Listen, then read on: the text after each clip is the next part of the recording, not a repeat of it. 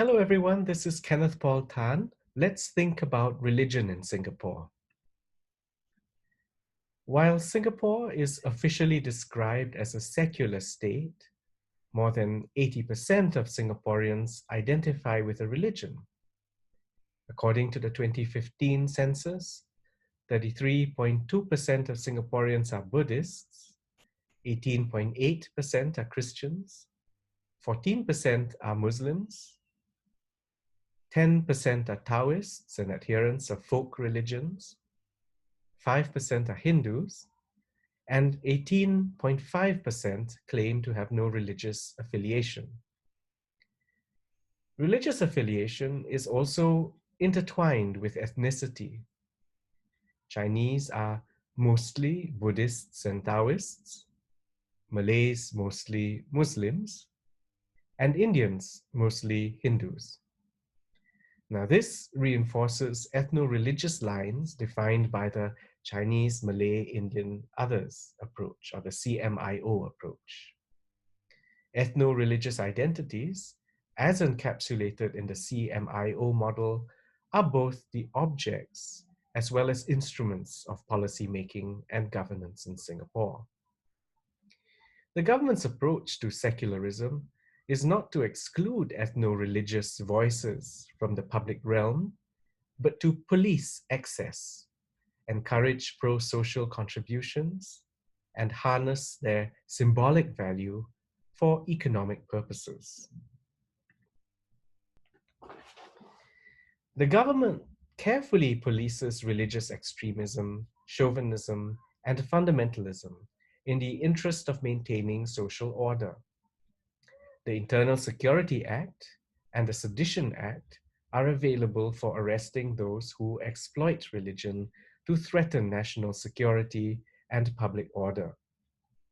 In 2001, for instance, the Internal Security Department, or the ISD, arrested 15 members of Jama'ah Islamiyah, JI, a regional militant Islamic group, for planning to bomb embassies and other targets in Singapore, with the longer-term objective of forging a regional Islamic state. The ISD arrested another 19 JI members the following year. In Singapore, the concern about a terrorist event, which is now envisioned in terms of when rather than if, has as much to do with the aftermath as it does the attack itself. For instance, in the broader global context of Islamophobia, the Singapore government often worries about how Singaporeans would treat Muslims among them if their country were to be hit by a jihadist attack. Thus, the government has paid much attention to strengthening vigilance, social cohesion, and resilience in preparation for a crisis by building friendship and trust among the different ethno-religious groups. One state-sponsored grassroots structure for achieving this is the network of constituency-based interracial and religious confidence circles, IRCCs, formed in 2002 to organize interfaith and heritage-centered activities during peacetime, and to help deal with racial and religious tensions during and after a crisis. In 2003, the government issued a Declaration of Religious Harmony to be recited by Singaporeans on Racial Harmony Day, celebrated on 21st July every year. The declaration reaffirmed commitment to the secular state, social cohesion, religious freedom, respect for diversity, and interreligious communication in a multiracial and multi-religious nation. In 2006, the government established a National Steering Committee on Racial and Religious Harmony, or the NSC, to be the national forum for APEC's ethnic and religious groups to dialogue and build trust across racial and religious groups in Singapore. NSC supports the Community Engagement Program, CEP, also launched earlier that year, following the 2005 London bombings, And this was done to strengthen social resilience through engagement of religious and ethnic-based organizations.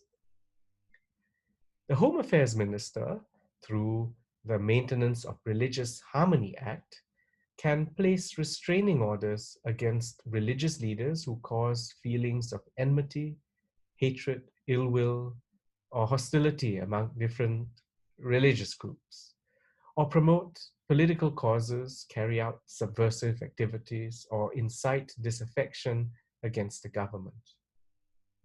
But this is not to say that the government clamps down immediately on religiously affiliated people who demand that other Singaporeans, including non-religious ones, live according to their religious beliefs.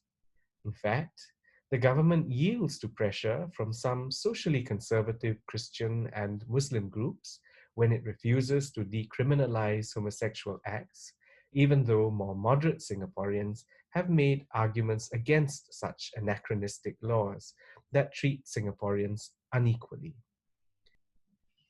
In the 1980s, the government treated religions as cultural resources for nation building, a realist, pragmatic approach that was willing to draw on deeper civilizational resources that were ethno-religiously based, rather than build a modern synthetic national identity that did not yet have any deep foundations.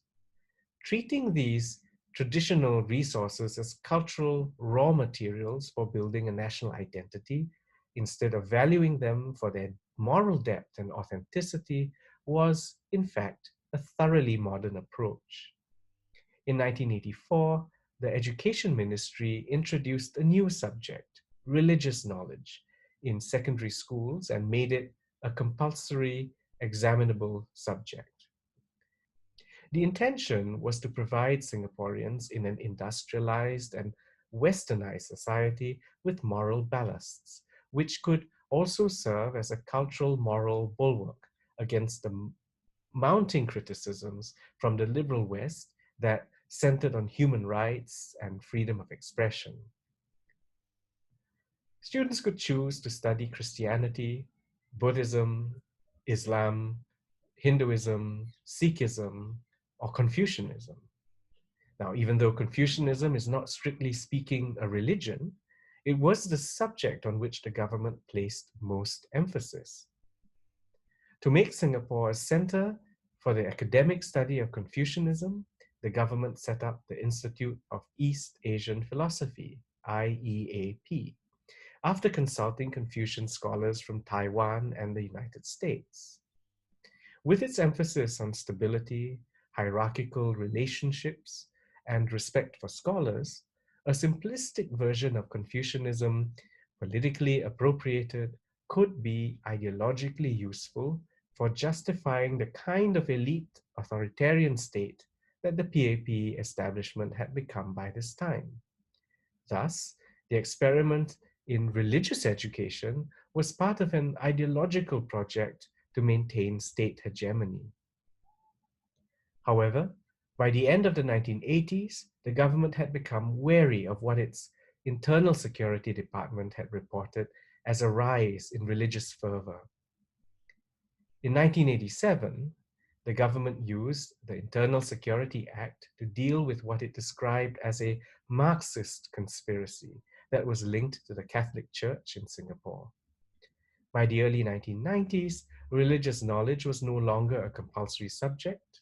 A form of civil religion replaced the use of traditional religions for nation building. In 1991, Singapore adopted a national ideology, which took the form of 5 shared values that essentially enshrine the collective over the individual, as well as consensus and harmony over conflict and discord. In 1992, civics and moral education was introduced into the formal curriculum, and then in 1997, after publicizing survey results showing the young generation's ignorance of and disinterest in Singapore history and public affairs, the government launched the National Education Program that was aimed at disseminating and instilling as core values key national messages, often enacted in the Singapore story in all parts of the curriculum. These messages focused on the significance of national loyalty, self-reliance and confidence, unity in diversity, and meritocracy and incorruptibility. And then in 2015, the idea to introduce a course on race and religion resurfaced, now aimed at preparing Singaporeans for a time of heightened religiosity, radicalism, and terrorist threats. Now, aside from its potential value as cultural resource for national identity building, Singapore's multi-religiosity has also been useful as a social resource that is able to mobilize people to volunteer to do community service and to donate towards charitable causes for the needy. Since the government has expressed an aversion to the comprehensive welfare state model, based on a realist, pragmatic assumption that people will abuse it, the socially beneficial work of churches, mosques, and temples helps to fill a gap. Now, the government projects Singapore's multi-religious, multilingual, and multiracial conditions through the lenses of fear and of celebration, producing a formal expression of social harmony in diversity that, though fragile and potentially dangerous, provides the cosmopolitan global city with cultural resources for building social vibrancy, economic value, and a national brand, particularly where tourism, the arts, and the creative industries are concerned.